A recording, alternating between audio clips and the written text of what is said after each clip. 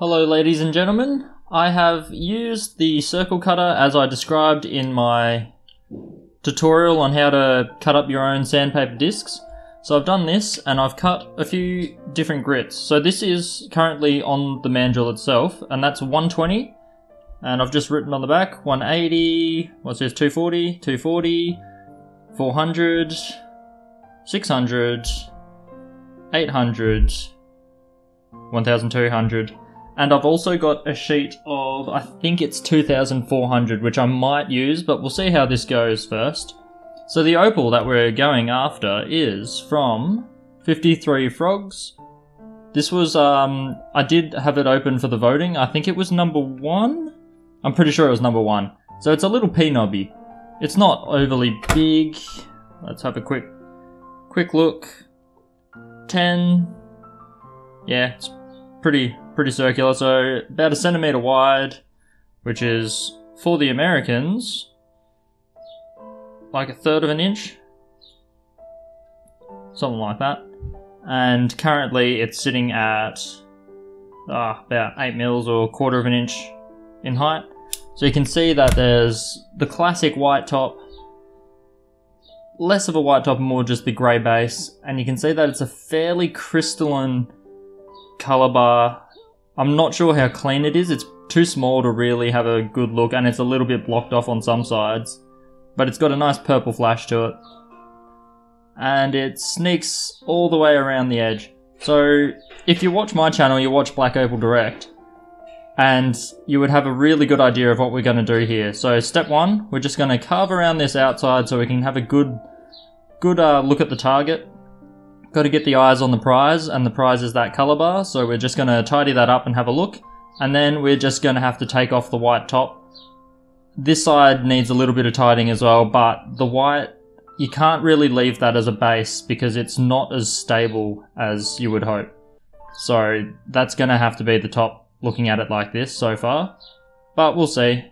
It's not a very thick colour bar, so we're only going to get one shot at it really, but we'll understand more once we take off the side. And to do that, we're going to start with this 120 grit, and it'll probably be enough to get around the edges and take off the top. And it's the same process. I'm just going to load this up on the flex shaft and the standard bucket of water underneath kind of method. So let's jump into it.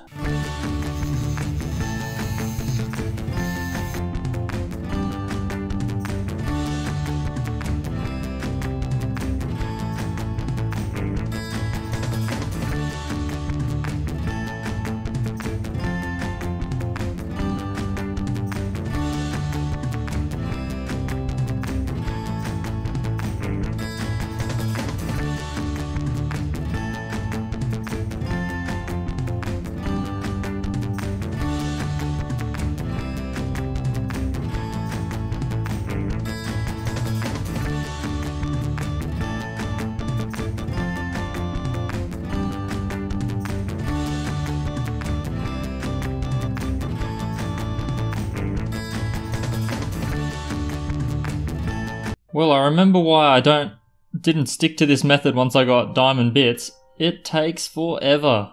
It's like hand carving with sandpaper. A little bit quicker. But yeah, 10 changes of the sandpaper later, and here we are. The edge has still got a couple bits and pieces. It's not quite the shape I want it. There's still a point over here. This is still out of it. This could end up being a perfectly symmetrical circle. A perfect little circle stone. There are a couple issues with it. I mean, you can see here that there's a brilliant little blue flash. You can see some of the circular pattern. A lot of that circular pattern is from the sandpaper spinning around. So don't take that into account too much yet. But yeah, there is a really nice bit of flash going across the stone. One issue that I have seen though, if I can dry it up a bit, is that there are a fair few cracks. And it was chipping a little bit. So I'm not sure how this will come up on the light. You can see here it's actually chipping a bit and there's cracks running all through the face. You can see them really faintly over here. it was a little bit chippy in the center, and I think that entire chunk in the middle there wants to come out. There's a crack running all the way around the edge, and then there's bits coming down here, so that entire section in there I think is going to come off. So unfortunately this piece is not going to stay together all that well, but luckily enough the sandpaper is actually pretty gentle on it. But yeah, you can see there's pre-existing crack that's pretty huge. So I don't have high hopes. We'll see if it holds together.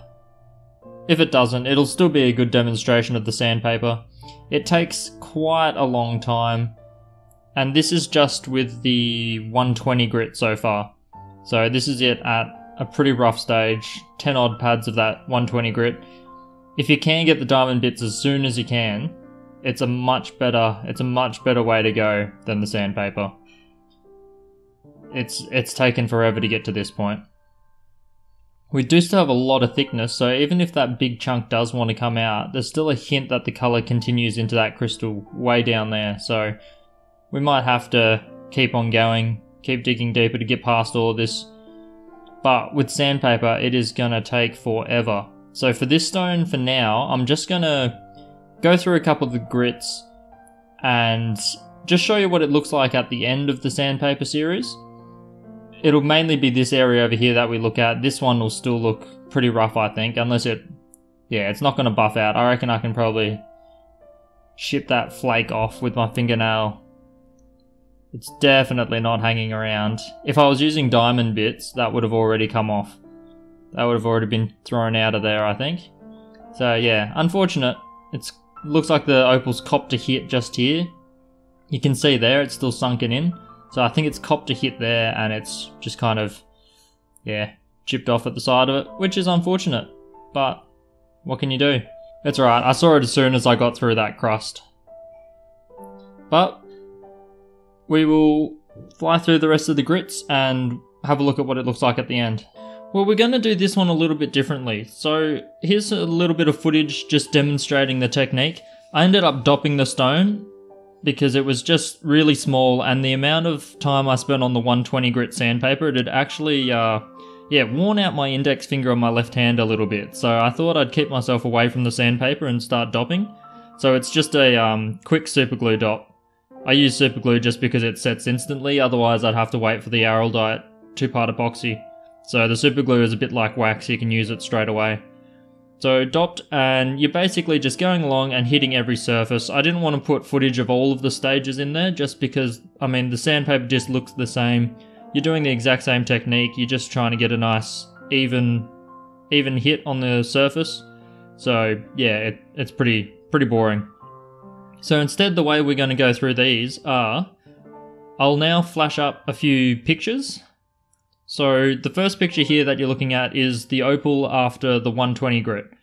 So the rough shaping, you can see that there's huge chunks taken out of it still, deep cutting marks. The colour's not coming through at all. All these pictures are when they're dry. So no colour, huge scratches. It's very reminiscent of a diamond bit. So that's the 120. I did a 180 and a 240 as well, but they didn't change much from this. So the next picture is the 400 grit. So you see that the colour's starting to come through, but you can still see huge scratch marks, a little bit of faceting. The faceting with the smaller discs is a little bit of a risk. They do tend to be much stiffer than if you use a larger disc, so if you are worried about that, just make your disc sizes much bigger. You'll see that I do that later on. So that's the 400, still very foggy. 600, not a lot of difference. By this time, you've kind of got to get your shape nailed. So I spent a bit of time on the 400 just to get that a lot more circular, and a lot of that faceting is now gone. So the 600, you're still getting that hazy look, you've still got a little bit of colour coming through, but there's still some pretty obvious scratches in there. So then the 800, you can see it starting to get that glossy appearance. So this is probably almost up to the mark of the Grey Nova. It's definitely not up to the Rose Nova, but it's definitely up around the grey. So the sandpaper, as it wears, the grit gets a lot higher than what it actually is listed on the paper. So the 800, you use it long enough and you get to a really fine kind of grit. So you can probably just sit on it for ages and get a bit of a pre-polish going if you wanted to, but I didn't. I then moved on to the 1200, and here you can see that the colour finally starts flashing through. So it's flashing through. It flashed through a little bit with the 800, but now you're looking at it and you're getting that pre-polished kind of look. So it's getting close to the Rose Nova, but not quite. I'd say it's somewhere between the grey and the rose. So between 1200 Nova and 3000 Nova tips. So yeah, it's interesting. It's getting there. But I wasn't overly happy with it, so I decided to break out the extra layer of sandpaper, and that's the footage here. And pretty much it's a 2500 grit automotive sandpaper. So you'll see that it's much larger. I wanted to spend a fair bit of time at this grit, so to do that I just made a much larger surface area. And you can see this disc here, I actually cut that with scissors. So it goes to show that you don't need a fancy circle cutter or anything. For the scissors, I just, grabbed the sheet, cut 2 massive squares out of it that were the same size, held them together and then cut that into a circle and mounted that. The only problem with the larger discs is that if your flex shaft is a bit weaker, then you might end up getting some issues there.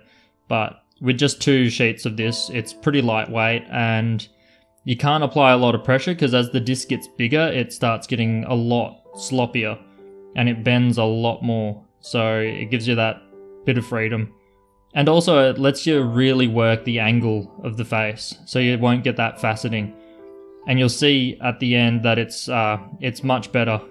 Actually, I'll cut to that now and we can show you what it looks like now that I've finished this 2500 grit stage. Here it is after the 2500, so you can see that it does have that glossiness, similar to that of the rose tip. I don't know if the quality of it is quite up to par with the Nova, but having said that, I could have spent a lot longer on it. I only spent a few minutes, so I could have got that much better.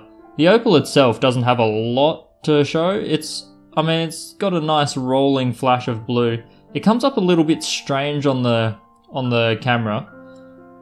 It's much more crisp in person. For some reason, the camera is making it look very, I don't know, weird. Like, that doesn't look real. So, I don't know what's quite going on there. I think it's just this color of blue tends to make cameras go a little bit funny.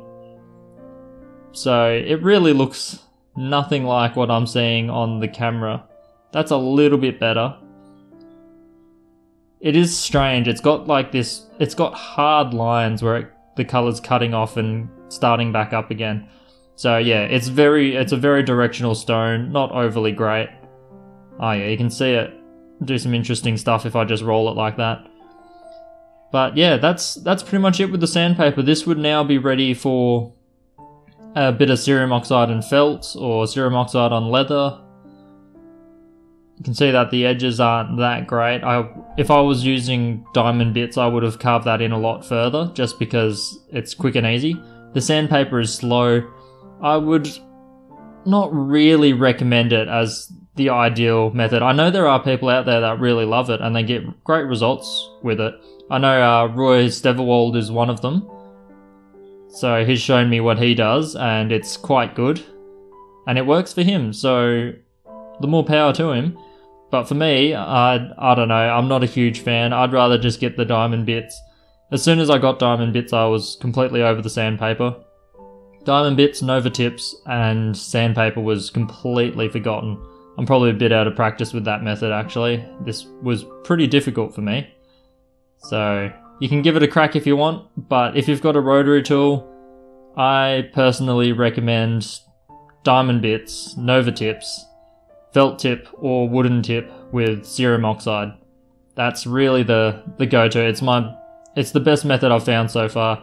I mean, diamond paste also works if you can get it a lot and for fairly cheap. But I don't know, I struggled to keep remembering to order it. Whereas I can buy half a kilo of cerium oxide and have that for a year. Well, many years actually. It's still going now. Whatever works for you, whatever you find's easiest to get a hold of and all that kind of stuff. This just goes to show it is possible, but you really have to get used to the method, and I'm not used to it anymore. I only used it for a very short period of time when I had nothing else. Let me know what you think, whether you've tried it or not. I will probably almost never do it again, but that's just me. I'm just going to move on and go along with my normal routine. So hopefully that explains it a bit. It is cheap, you can make your own bits, and you can get it all at the hardware store. So in an emergency, in a Opal emergency, you can grab yourself some and go for it. So there you go, and I will see you in the next one where I go back to my normal habits.